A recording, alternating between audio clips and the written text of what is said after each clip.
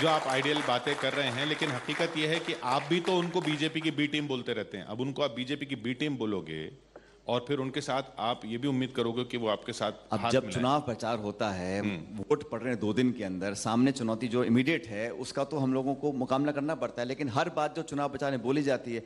अब बीजेपी और मोदी साहब और सब लोग गए थे मेघालय में, जो उनके पार्टनर थे 5 साल तक, उनसे वो अलग हो गए और खूब कोसा उनको चुनाव में, और जैसे ही चुनाव परिणाम आए उनके शपथ ग्रहण में पहुंच गए हाथ मिलाने के लिए। तो ये तो वो सवाल नहीं पूछ रहे हैं, आप मेरे से सवाल पूछ रहे हो, लेकिन आपने कभी पूछा है जो भी पहले मंत्री बैठे थे महोदय जी या किसी और से, कि आप चुनाव प्रचार में तो कोस रहे हो और परिणाम आते बहुमत आ गया तो आप उनसे हाथ मिला रहे हो।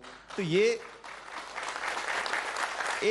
राजनीति में सिद्धांतवादी राजनीति होनी चाहिए, लेकिन कभी कभी पॉलिटिकल कंपल्सन ऐसी आती हैं कि सरकार का निर्माण करना है कैसे। अब कभी अगर खंडित जनादेश आ गया तो अब क्या करेंगे, कोई ना कोई फॉर्मूला निकालना पड़ेगा, लेकिन जो देश हित में है, जो पब्लिक के गले उतर जाए, वो बातें करेंगे तो बेहतर रहता है। यानी यकीन है आपको कि मोदी जी को हराया जा सकता है?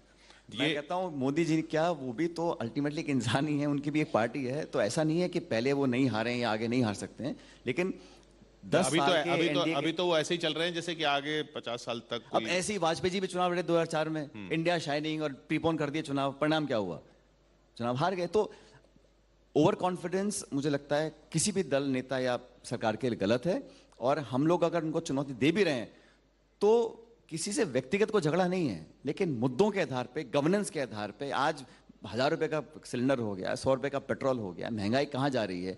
तो ये सिर्फ भाषण और मंदिर और मस्जिद और हिंदू और मुसलमान और पाकिस्तान की बात कर कर हम कब तक वोट लेंगे। अल्टीमेटली लोगों, नौजवानों को रोजगार चाहिए। आज अनएम्प्लॉयमेंट क्या हो गई है, डॉलर पे खूब हम लोग भाषण देते थे, डॉलर कहाँ पहुँच गया, आज कहाँ है डॉलर। तो आज हमारे रिजर्व्स कम हो रहे हैं, तो तमाम तरह की आर्थिक चुनौतियां हैं, उसका जवाब कोई दे नहीं रहा है। निवेश हो नहीं पा रहा है जितना हम भाषण दिया। पहले stand up India, digital India, make in India, fit India, 15 नारे लगा दिए इन्होंने 9 साल के अंदर, बट धरातल पर जब अगर उतर कर नहीं आ रहा है तो लोगों की जनभावना को समझना पड़ेगा। आपने मुस्लिम, हिंदू, मुसलमान की बात की। ओवैसी जी आपके टोंक इलाके में ताल ठोक रहे हैं और बहुत जगह नुकसान पहुंचाया उन्होंने कांग्रेस को, यह भी हकीकत है। ओवैसी जी का राजस्थान में आना वो बड़ी चुनौती है। सबका स्वागत है। राजस्थान के आप कहीं भी चुनाव लड़ो, एक हमारा खुला देश है, कोई भी दल कहीं भी जाके चुनाव लड़े, भाषण दे, चुनौती दे। और हमारे यहाँ तो राजस्थान तो बड़ा एक सांस्कृतिक रूप से सबको न्योता देने वाला प्रदेश है, मेहमान नवाजी का प्रदेश है। कोई भी आए अपनी बात को रखे, हम कभी ना किसी को रोकते हैं ना टोकते हैं। लेकिन मैं इतना कहना चाहता हूँ, जो भी व्यक्ति, कोई भी दल आए, अपनी बात को रखे तो सार्थक बात करे, पॉजिटिव बात करे, कमियां हो तो उनको गिनाए। लेकिन धर्म और फिर मंदिर और मस्जिद बार बार उन चर्चाओं करने से मुझे लगता है कि कोई बहुत ज़्यादा लाभ नहीं होता है। आप गवर्नेंस की बात करें, आप इशू को टेकअप करें, बाकी पार्टी तो 50 आके लड़ने, क्या दिक्कत है। मैं तो सबको जो नहीं भी आ रहा वो भी आ जाए, लड़ ले चुनाव। नहीं, ये सब लोग वो आ रहे हैं जो जिनका ये मानना है कि कांग्रेस का जो वोट है वो इतना लूज हो चुका है कि उसको छीना जा सकता है। ममता जी ने जो खड़ा किया बंगाल में, वो कांग्रेस है, वो कांग्रेस का नया रूप है एक तरह से। वो सारे वोटर जो थे वो आपके थे। इसी तरीके से केसीआर ने जो आंध्र प्रदेश में खड़ा किया, उसमें सारे पुराने कांग्रेसी ही मिले हुए हैं।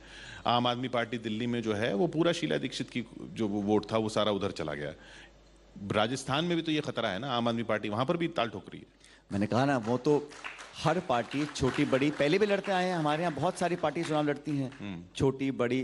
तो चुनाव कौन लड़ रहा है इंपॉर्टेंट नहीं है, वो तो पब्लिक अल्टीमेटली जज करेगी किसको वोट डालना है, किसको नहीं डालना है। मैं तो कांग्रेस का जनाधार खिसकने का खतरा कुछ नहीं है राजस्थान में। फिर कह रहा हूँ आपको, हमारी सरकार बनी, हमने काम भी अच्छा किया है, लेकिन अब आने वाले चुनाव जो लास्ट 7-8 महीने बचे हैं, इसमें हम लोगों को और जनता के बीच जाकर मजबूती से बात को रखना पड़ेगा। और हम लोगों ने संगठन को और सरकार के बारे में बहुत सारी बातें मैंने बोल रखी हैं, और उस पर मुझे लगता है अगर हम लोग काम करेंगे, मेरा व्यक्तिगत मानना है, हो सकता है मेरी सारी बात सही ना हो, लेकिन जो मेरा व्यक्तिगत मानना है कि उन बातों पर अमल करेंगे तो जो पुनरावृत्ति पहले हो चुकी हैं कि हम सरकार में आए फिर बाहर हो गए, आए फिर बाहर हो गए, उसको हम रोक सकते हैं।